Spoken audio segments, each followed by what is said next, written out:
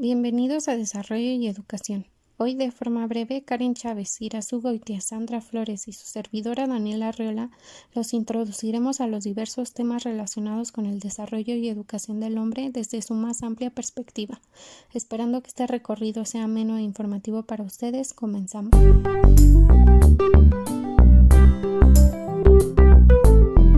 Vamos a comenzar con el primer tema, que se trata del desarrollo psicológico y procesos educativos. Te escuchamos, Daniela. Gracias, Karen. Dentro de este se habla del código genético, en el cual se establecen ciertos comportamientos en donde cada especie va a heredar características distintas. Por ejemplo, entre más esté desarrollado el cerebro de la especie, mayor será la apertura del aprendizaje, que es la capacidad de aprender y actuar fuera de los patrones ya establecidos en el código genético, como serían los aspectos culturales y de personalidad. La transmisión de este conocimiento de una generación a otra se le conoce como formato cultural, y para poder recibir esta información el humano cuenta con lo que es llamado plasticidad. Existe el código abierto y el código cerrado. El primero se basa en las posibilidades de adquisición y desarrollo, mientras que el cerrado habla de los procesos de maduración. Dicho lo anterior, poco a poco el niño irá aprendiendo a relacionarse con su entorno, y para esto es importante la adquisición del lenguaje, que irá variando dependiendo de su contexto, la estimulación recibida y capacidades. En base a este desarrollo, Piaget formó 4 estadios del desarrollo del niño: la etapa sensoromotora, la etapa preoperacional, la etapa de las operaciones concretas y finalmente la etapa de las operaciones formales. Según Piaget, al irse desarrollando el cerebro, todos los niños irán pasando por estas, sean cuales sean sus condiciones culturales. Por otro lado, Vygotsky nos habla de las líneas del desarrollo. Primero tenemos la línea cultural del desarrollo, que está determinada por lo biológico, y segundo, la línea social cultural, que como su nombre nos lo indica, tiene que ver con los procesos de socialización del individuo. También es importante mencionar la ontogénesis y filogénesis. La primera tiene que ver con los procesos que sufre el individuo desde su fecundación y la segunda con la evolución de las especies. Cuando el bebé ya ha adquirido habilidades biológicas, está listo para empezar a desarrollar habilidades sociales que lo ayudarán a convertirse en un miembro activo de la sociedad, y esto será más o menos sencillo dependiendo de la sociedad donde se desarrolle. Pasar de esta información termina siendo una tarea asignada a instituciones como la escuela. Sin dejar a un lado la institución, hay que diferenciar los enfoques educativos. Por un lado tenemos el enfoque cognitivo evolutivo y por otro el enfoque alternativo. El primero dice que hay que acelerar los procesos naturales y el segundo a promover y facilitar los cambios de situaciones específicas del aprendizaje. Por último, en esta primera parte hago mención del desarrollo personal, en donde entra primeramente la cultura y el niño. Aprenderá de los adultos imitando sus valores y costumbres. Uno de esos adultos serán sus profesores, que a través de la labor de andamiaje guiarán su conocimiento, y junto con sus demás compañeros, padres y los objetos que le rodean irá construyendo concepciones sobre el mundo y principalmente sobre la cultura que le es propia.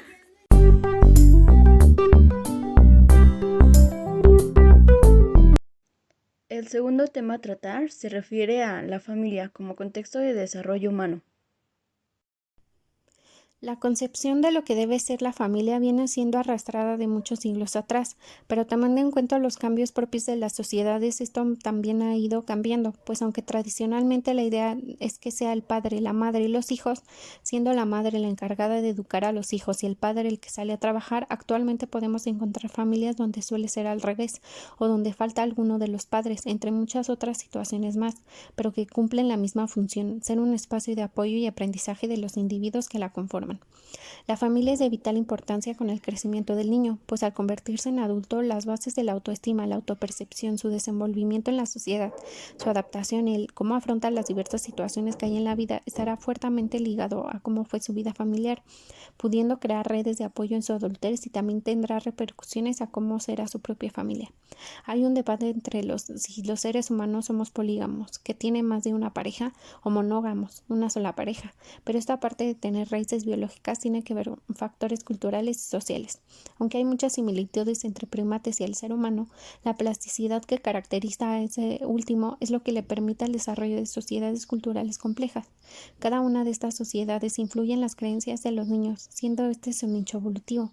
Aquí entra la familia, pues sea cual sea el contexto en el que se desarrolle esta, educará al niño para su integración a la sociedad, mostrándole lenguaje, signos y diálogo que le es propia de su cultura. Para el autor Urie Bronfenbrenner existen 4 sistemas en los que cada uno forman parte y tendrán influencias en nuestro desarrollo. El primero, el macrosistema, que sería la sociedad; el exosistema, las relaciones próximas como los vecinos; el mesosistema, que son las relaciones de 2 microsistemas, por ejemplo, escuela-casa; y el microsistema, que son sus relaciones más próximas. Debido al crecimiento de las sociedades, es cada vez más frecuente los factores de tensión y riesgo que afectan considerablemente la educación de los niños, alejándose de una infancia saludable, muchas veces exponiéndose a la soledad y dejando su educación a la tecnología, como es la televisión, pues los padres, al esperar que el profesor se encargue de la educación, se ignora la responsabilidad en cuanto sale de la escuela.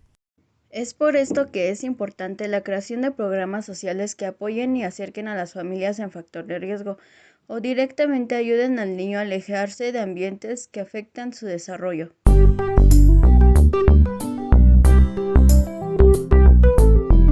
Y continúo con el tema a hacerse adulto en familia, una oportunidad para la madurez. Como vimos en el tema anterior, la familia forma parte en el desarrollo del ser humano, pero esto tiene que pasar por diversos sucesos evolutivos que dependerán de su edad, sexo y condiciones, y son estos mismos los que le ayudarán a cumplir con el objetivo principal, ser un adulto con la capacidad psicológica para actuar como tal.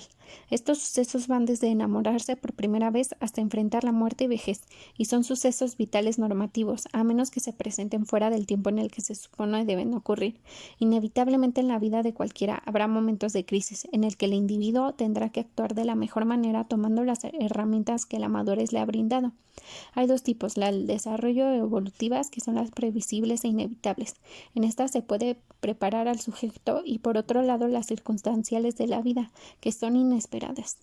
Existe la perspectiva del teórico, y en esta entran las teorías sobre la personalidad madura.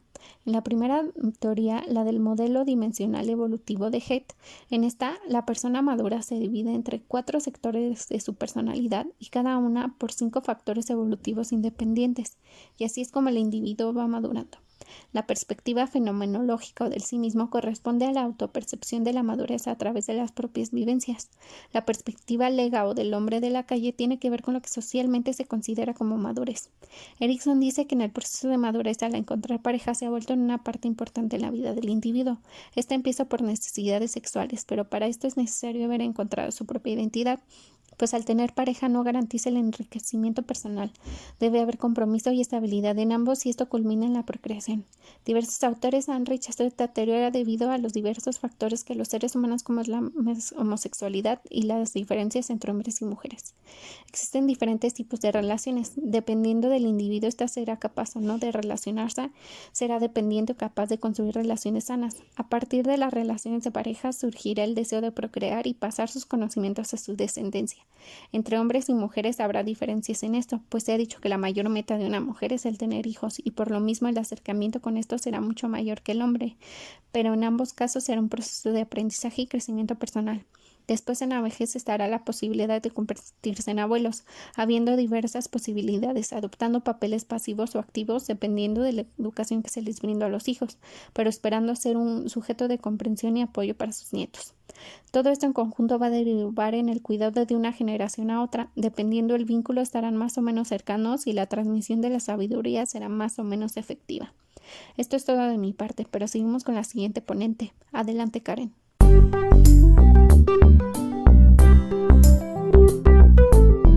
Gracias, Daniela. Voy a comenzar a hablarles un poco sobre el aula, un lugar donde educar para la comprensión. Quiero empezar con la definición de Gardner acerca de la escuela. Es una institución donde grupos de personas se reúnen en compañía de un individuo más competente, con el fin de adquirir una o varias habilidades. En esta institución se transmiten conocimientos y principios de acción que los alumnos necesitan para desarrollarse en el futuro. Este autor señala una continuidad entre las primeras escuelas y las escuelas actuales. Las primeras escuelas se centran en el lenguaje escrito, la memorización de textos religiosos que a menudo estaban en una lengua diferente a la que hablaba el resto de la comunidad. Las escuelas actuales transmiten 3 tipos de conocimientos, que son la sofisticación dotacional, los conceptos propios de las disciplinas, las formas de exposición y de razonamiento dentro de las disciplinas. Otro término importante es el de la alfabetización, que se relaciona con habilidades cognitivas que se asocian a prácticas específicas y también con el uso de determinadas tecnologías. Algunas limitaciones que impiden el desarrollo de las clases son problemas no cognitivos y por ello Gardner dice que los profesores también tienen que trabajar con problemas no cognitivos y con problemas que no están relacionados con la misión pública de las escuelas, pero que pueden viralizar una clase tan eficazmente como lo haría una epidemia o un incendio. Otro autor importante es Mercer, quien dice que la comunicación es un proceso que es común e importante en todas las sociedades, aquel en el que una persona ayuda a otra a desarrollar su conocimiento y a comprenderlo. La educación es un proceso de comunicación inseparable del conocimiento que a su vez puede considerarse tanto una posesión individual como una posesión compartida. El conocimiento compartido, según Mercer, es indisociable de la cultura y del lenguaje, que ha de entenderse como un instrumento para compartir representaciones de la realidad o interpretaciones de la experiencia. Los alumnos se forman también desde casa y son los conocimientos tradicionales aquellos que ayudan a prepararse para una educación formal en el aula.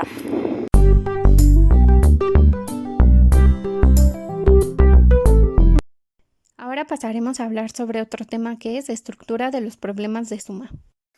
Para comenzar, me gustaría hablarles un poco sobre los 4 diferentes enfoques según el tipo de variable. Primero, las variables sintácticas y lingüísticas. Este primer enfoque se centró en la sintaxis del problema, es decir, en las variables que afectan a la disposición y características gramaticales de los enunciados presentes en el problema. Las siguientes variables tenían efectos en la facilidad de resolución: longitud del problema, complejidad gramatical de sus enunciados y orden de sus enunciados. Según Mood, las 2 primeras se pueden interpretar a partir de un trabajo posterior como la influencia positiva que existe entre el desarrollo de la lectoescritura y la facilidad de resolución de problemas aritméticos.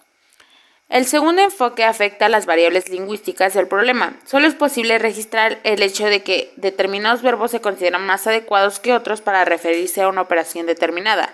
Así, el niño asocia la operación de suma con los verbos juntar, añadir, unir o reunir, mientras que para resta los verbos más adecuados son descontar, reducir o perder.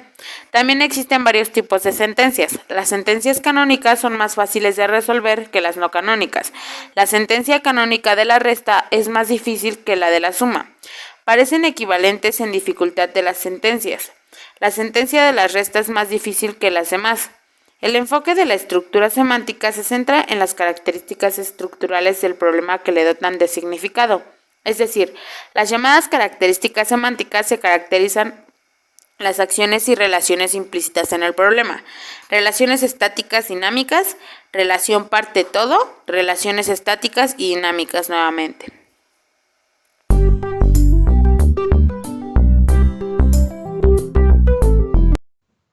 Explicado todo lo anterior, ahora pasaremos a hablar un poco sobre los 3 planos de la actividad sociocultural: apropiación participativa guiada y aprendizaje. Explicaré los 3 planos de la actividad sociocultural en las que se ven relacionados el individuo, el entorno social y la cultura. Según Rogoff, como primer plano tenemos el aprendizaje, el cual se centra en un sistema de implicaciones organizadas en los aprendices. Se convierten en participantes más responsables. El segundo plano trata sobre la participación guiada. Esta se refiere a los procesos y sistemas de implicación mutua entre 2 individuos que se comunican en tanto participantes en una actividad culturalmente significativa. Concretamente, es un proceso interpersonal donde el personal se implica a través de las actividades socioculturales. El tercer plano nos habla sobre la apropiación participativa, la cual se entiende como un proceso personal, por el cual a través del compromiso con una actividad en un momento dado, los individuos cambian y manejan una situación ulterior. La actividad asociativa se entiende como un proceso en el que un sujeto se apropia del propósito que le provoca, se familiariza de sus métodos y temas, adquiere la habilidad necesaria, se impregna de su espíritu, esto según Dewey. Por lo tanto, la actividad cultural resulta ser aquel proceso constante en el que un sujeto se relaciona y adopta una serie de acepciones ligadas a las tradiciones, costumbres, valores y actitudes. Existen diferentes contextos relacionados con la actividad sociocultural, por ejemplo, el contexto interpersonal, el cual refleja los aspectos comunitarios, y el contexto institucional, el cual se basa en construcciones y prácticas culturales que se llevan a cabo de generación en generación y son transmitidas y adaptadas hacia las generaciones más recientes. Para concluir con este bloque, ahora les hablaré de la teoría de la internalización y de la teoría de la apropiación por ambos conceptos. En la teoría de la internalización, el tiempo se segmenta en pasado, presente y futuro. Estos son tratados separadamente y se asume que el individuo almacena recuerdos del pasado que sean recuperados para ser usados en el presente y que el individuo hace planes en el presente y los ejecuta en un futuro. Esto implica asumir un modelo mental basado en el almacenamiento con elementos estáticos guardados en el cerebro, donde por la exposición a habilidades externas seguida de la internalización se da un aprendizaje con o sin transformación por parte del individuo. La teoría de la apropiación propone que él es un aspecto inherente a los conocimientos, y este no se divide en unidades separadas. El presente se extiende a través del pasado y del futuro, ya que cuando una persona actúa con base a sus experiencias previas, su pasado se hace presente. El desarrollo supone un cambio constante y continuo del proceso dinámico y una acumulación de nuevas unidades.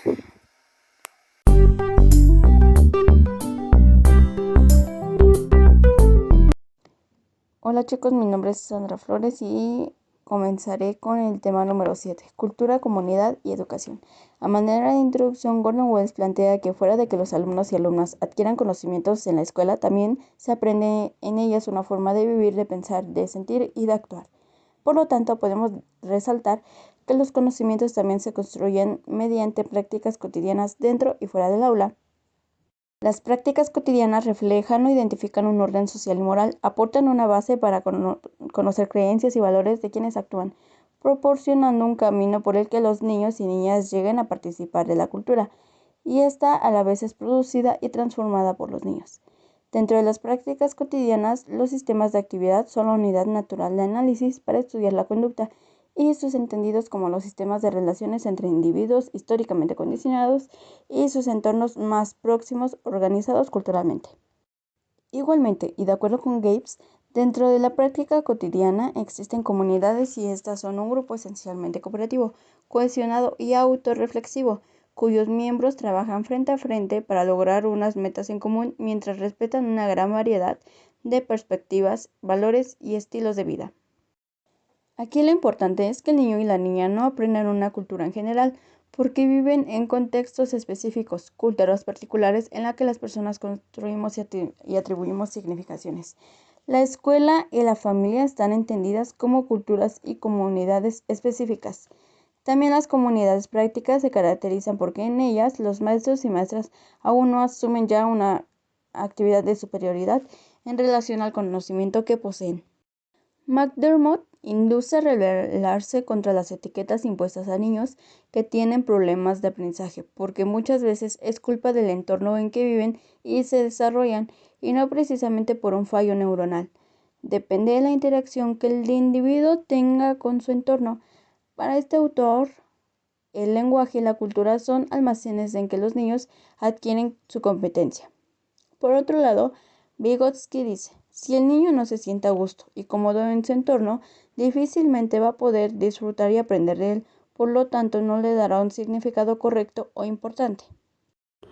Por último, Rogoff dice que los miembros más expertos de una sociedad se forman gracias a la interacción social. Quiere decir que la interacción con otros miembros del grupo social es esencial para...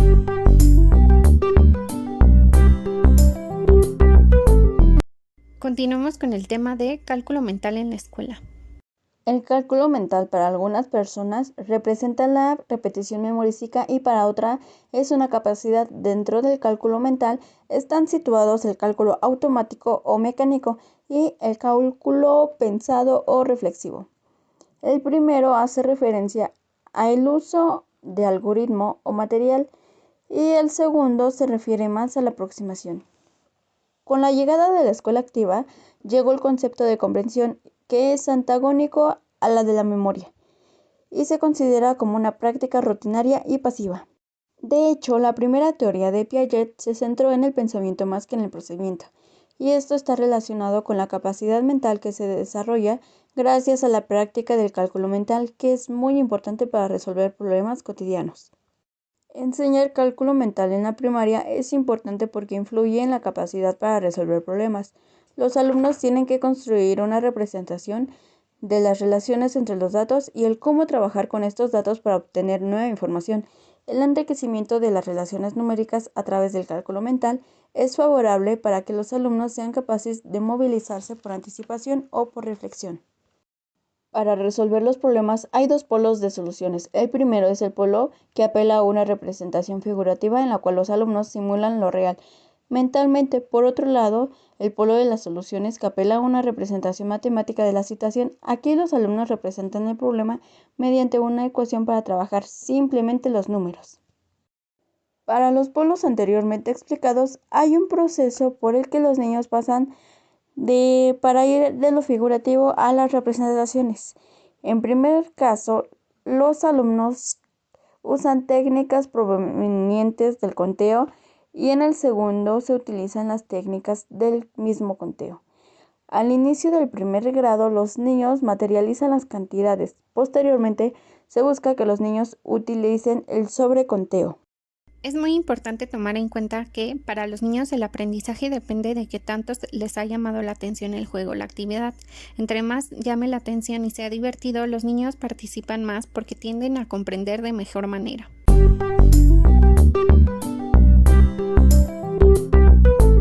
El siguiente tema habla de los problemas verbales, un microcosmos de teorías del aprendizaje, que son cuestiones y preguntas que narran y asumen un conocimiento cultural general que pueden entender los niños. La teoría del aprendizaje situado dice que la actividad cotidiana es solo eso, es decir, que la gente aprende en la práctica en donde sea que ésta se encuentre dentro de los sistemas de actividad. Entonces, se puede decir que las matemáticas pueden ser consideradas por un tipo de acción cuyo significado no está dado por el hecho de que son simplemente matemáticas, sino por el lugar en que el sistema sociocultural de la actividad determinada. Existen trabajos como el de Bransford, que ha desarrollado problemas confusos que invitan a los niños a inventar dilemas matemáticos sabiendo dentro de este una paradoja. El aprendizaje cooperativo reduce los dilemas de rendimiento y mejora el compromiso continuo de la atención y las intenciones en la argumentación matemática y resolución de dilemas. De mi parte les agradezco su atención, no sin antes darle la palabra a mi compañera Irazu.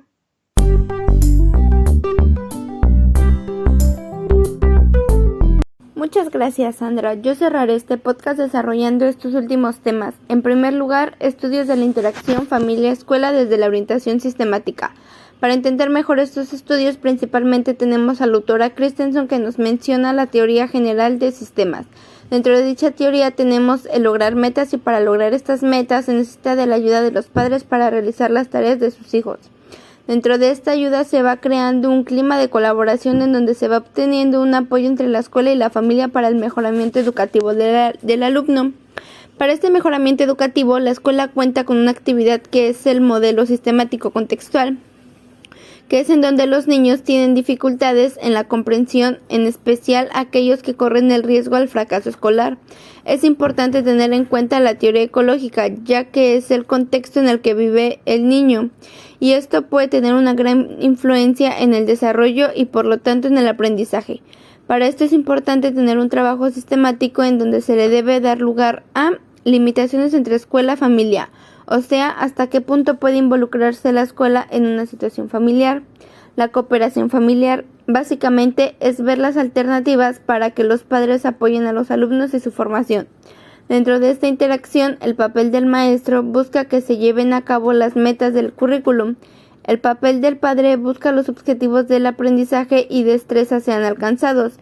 Y finalmente, el papel del niño debe ser incluido en todas las interacciones de manera que sus destrezas den una resolución a un problema, por lo cual se debe crear un aforo, que es un espacio de comunicación entre padres y familia y maestros, para escuchar las necesidades, plantear metas y los objetivos para la formación de los alumnos. Para la mejora de los recursos de la educación debe haber armonía entre la escuela y los padres. Para asegurar esta armonía entre ambos lados debe haber un agente relacional, que es una persona encargada de favorecer la relación entre familia y escuela, así como los psicólogos educativos.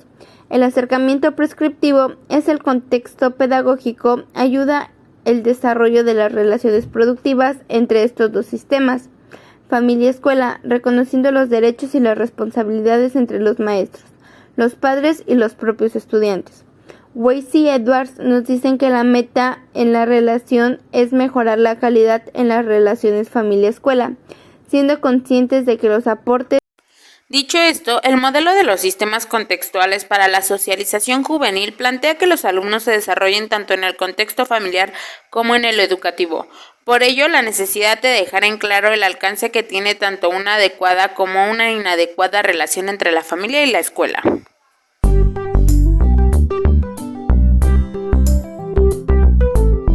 Continúo con la alfabetización temprana en la familia, el nivel inicial y el primer ciclo.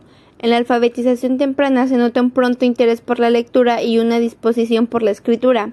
Se debe tener en cuenta las condiciones del medio en las que el niño vive. Dentro de esta hay un cambio que es una alteración en el desarrollo del niño.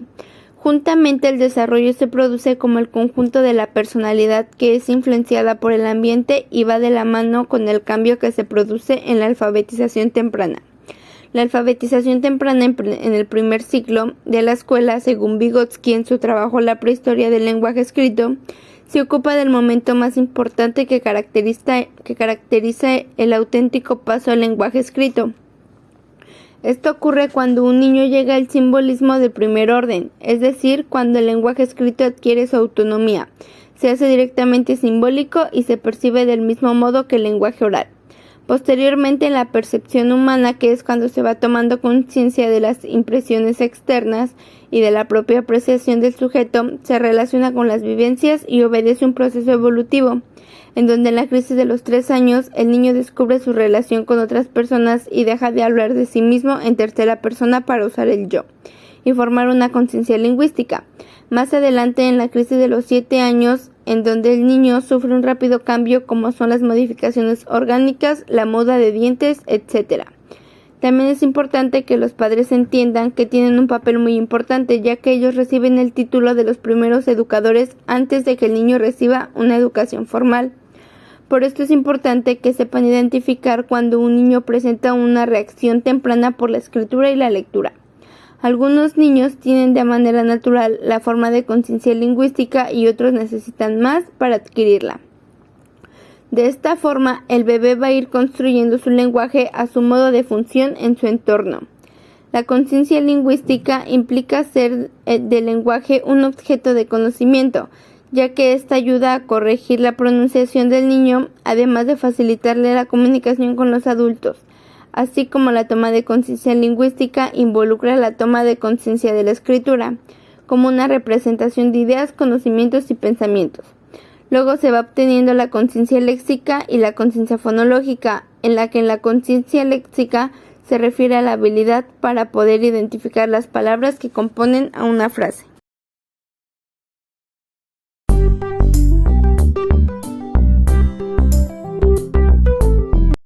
Para finalizar, los deberes. ¿Un puente entre la escuela y el lugar? Una comunidad en práctica es un grupo de personas que participan en un sistema de actividad en relación con el cual comparten determinados significados que se relacionan con lo que están haciendo y contextos socioculturales e históricos específicos. También establece relaciones con otras comunidades más amplias en las que existen actividades que se consideran paralelas. Sin embargo, dentro de la comunidad, un individuo debe entender las prácticas presentes en las familias y en el mundo de significados, que le dé sentido a su criterio y aprendizaje propio. Pero esto no influye ni se considera el entorno de trabajo de los padres, sus recursos económicos o su contacto con otros grupos. Por otro lado, Molly y Greenberg se han referido a la noción de fondos de conocimiento, al universo de creencias y valores que se esconden de las prácticas cotidianas de la familia. El dominio de dichos fondos han de ser aprendidos, organizados y transmitidos. Lo esencial es que los fondos de conocimiento se manifiestan en acontecimientos o actividades y que estos dichos fondos no son rasgos de la familia, sino características de la persona en actividad. Respecto a estos conocimientos, Gallimore y Golden muestran que los padres en general conocen gran valor a las tareas escolares y a la educación académica. Estos mismos padres introducen también en sus casas prácticas que regularmente se practican en la escuela. Dicho esto, el papel que desempeñan los deberes podrían ser las tradicionales escuelas escolares que se realizan. Un aspecto importante en la educación son los contenidos escolares y dentro de estos contenidos está el currículum de enseñanza, que es el conjunto de objetivos, contenidos, criterios metodológicos y técnicos de evaluación que orientan la actividad académica y nos resultan útiles para ordenar y maximizar el proceso de la enseñanza y el currículum de aprendizaje. Finalmente, Pilar Lacasa y Beatriz Martín en 1996 mencionan que los niños y las niñas aprenden en diversas situaciones cotidianas, pasan gran parte de su vida aprendiendo de las escuelas y el lugar. Las aulas son lugares donde se adquiere conocimiento para el día de mañana. De esta manera concluimos el podcast, esperando que haya sido de su agrado. Muchas gracias por su atención.